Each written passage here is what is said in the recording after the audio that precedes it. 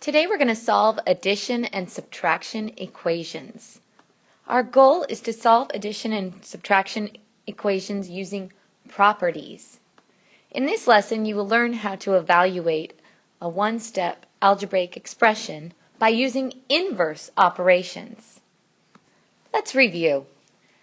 You remember, of course, from elementary school, we have different ways of adding numbers in order to get to the sum. So there's several different ways of looking at these wonderful little triangles of getting to our sum. We have two addends, and they add up to our sum. So there's different ways we can always look at it. We can say, what number plus 9 equals 27? We can also say 9 plus what number equals 27?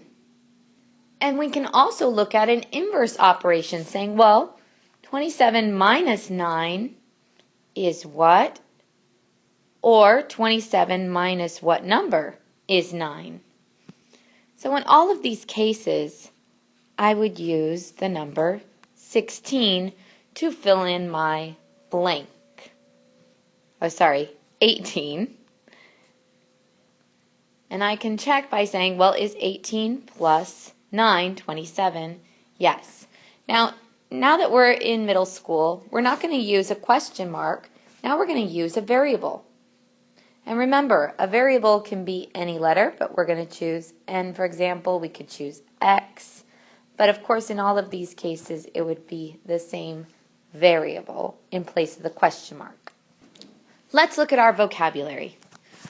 An inverse operation is an operation that basically undoes another operation. In other words, it's kind of like the opposite. For example, subtraction undoes addition. Addition undoes subtraction. Those are inverse operations. An equivalent equation those are two equations that have the same solutions. For example, 3 plus 4 is the same as 7. Those are equivalent. 2 plus 3 is the same as 4 plus 1. Those are equivalent expressions because they both add up to 5. Let's look at the addition property of equality.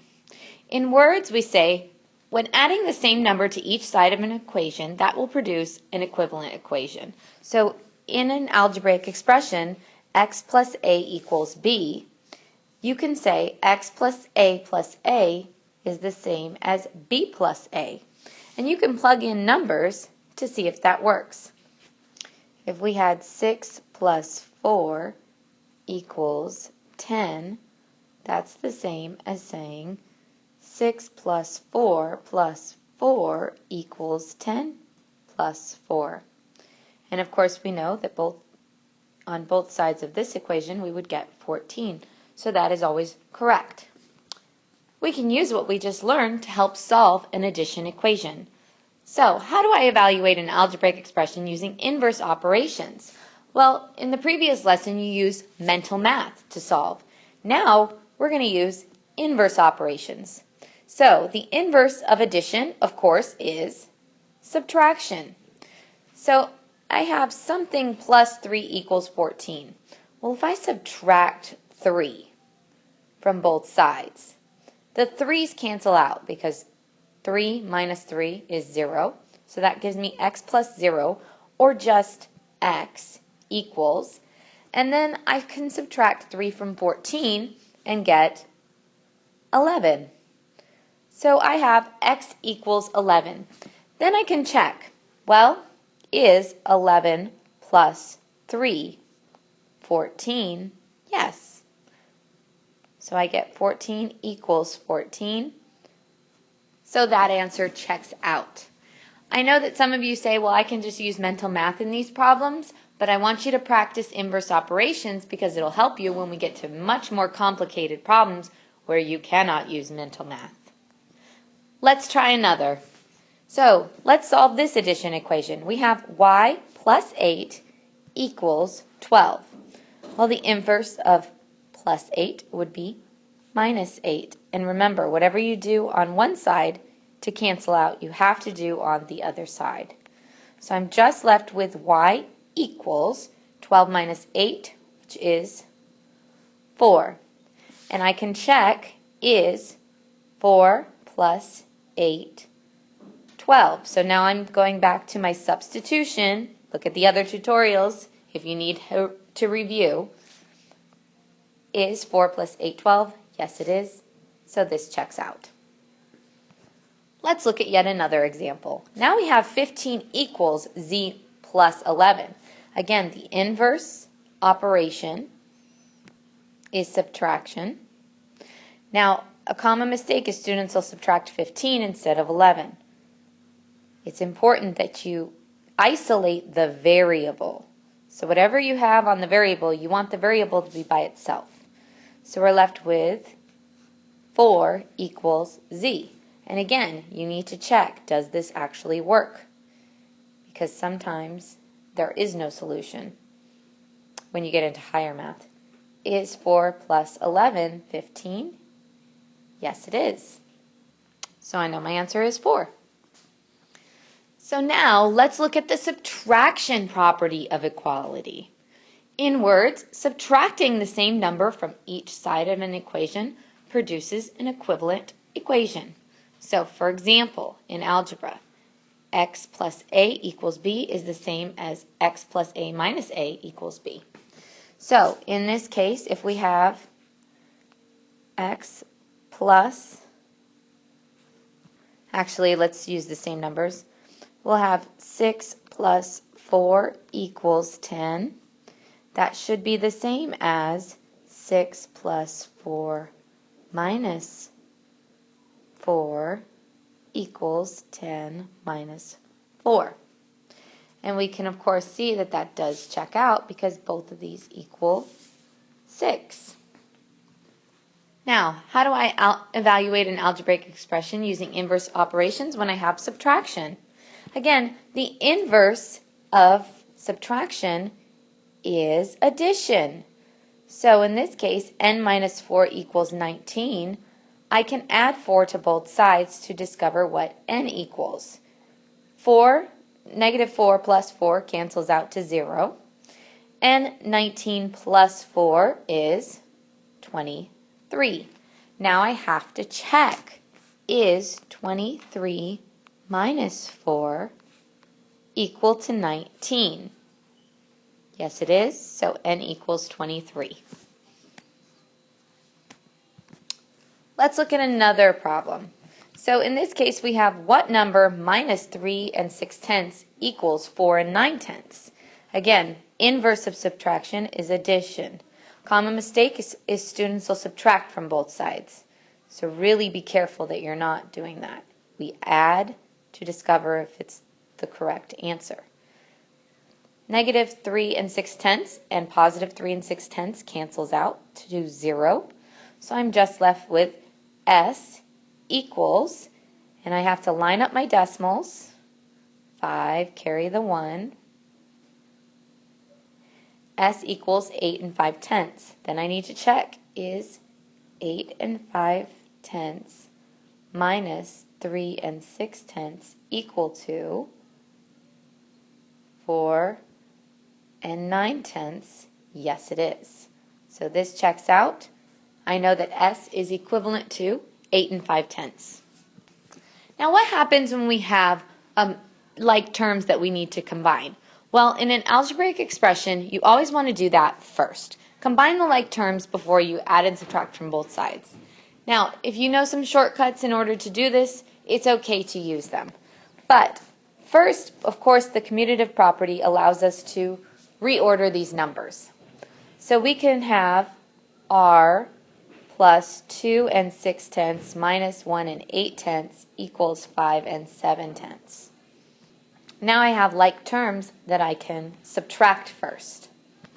So now I can subtract, and I get R plus 8/10 equals 5 and 7/10. So in this case, I'm left with just an addition. So I have to ask myself, What's the inverse of addition?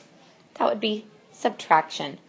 So again, I want to isolate the r, so I have to subtract 8/10 from both sides.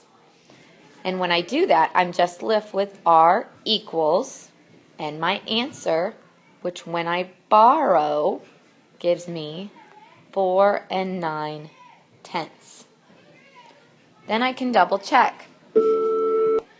So I can plug in is 4 9/10 plus 2 6/10 minus 1 8/10 equal to 5 7/10. Well, 9 plus 6 is 15, and 15 minus 8 does give me 7. 4 plus 2 is 6. 6 minus 1 is 5. So this checks out. R equals 4 9/10. Now let's look at another problem. We have 4 1/10 plus a plus 1 equals 7. So that gives me, of course, two like terms that I want to first combine. Common mistake is students will say a plus 4.2 is 7. What did that student do wrong? Well, they added to the tens place instead of recognizing that this is 1 0/10. One whole needs to be added to 4 wholes. So that gives me 7 equals 5 1/10 plus a. Then I need to, of course, use my inverse of positive 5 1/10. Subtract 5 1/10 from both sides.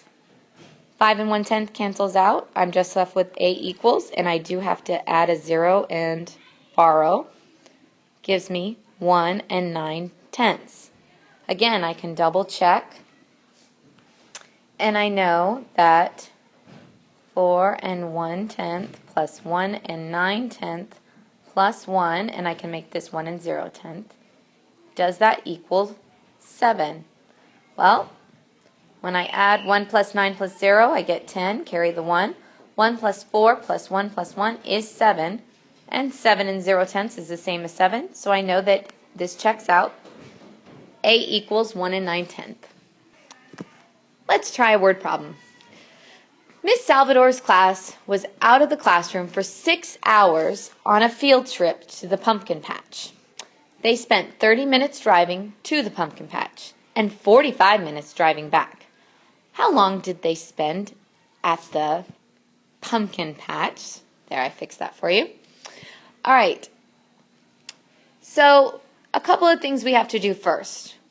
So we know that the total time out of the classroom was 6 hours. So we have 6 hours out of the classroom. We have 30 minutes driving to the pumpkin patch. So driving to would be 30 minutes. I know that they spent some time there. I might just use H for the hours they spent there. And then 45 minutes driving back. So I know that 45 minutes plus the amount of time they spent at the museum or at the pumpkin patch plus 30 minutes is equal to 6 hours. So I first have to convert these into hours when I combine them. So 30 minutes, of course, is 5/10 of an hour. I know that I'm going to add an amount of time, so I'm going to use H for my variable since I'm looking for H.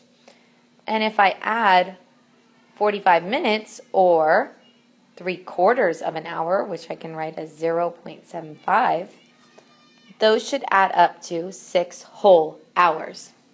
First, I'm going to combine my like terms. 5/10 plus 75 hundredths is going to give me 1 25 hundredths plus the amount of time my students spent at the pumpkin patch. Now, of course, I have to use inverse operations. Inverse of addition is subtraction.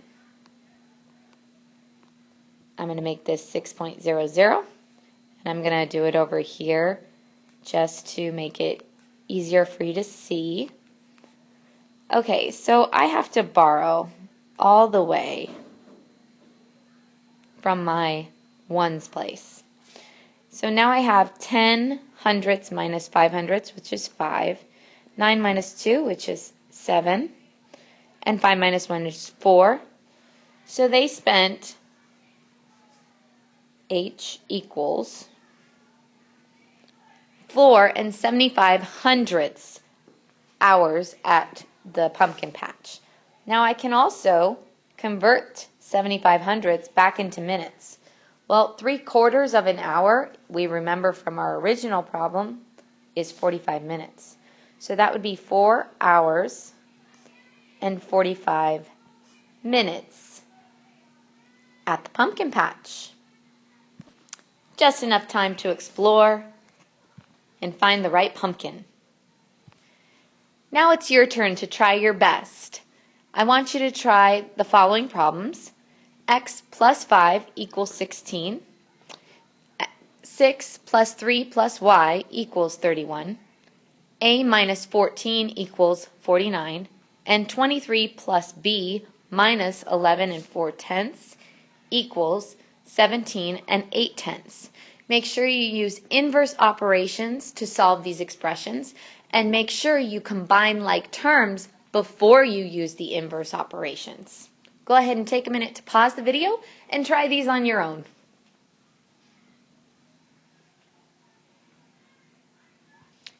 In this lesson, you have learned how to evaluate algebraic expressions by using inverse operations to solve them.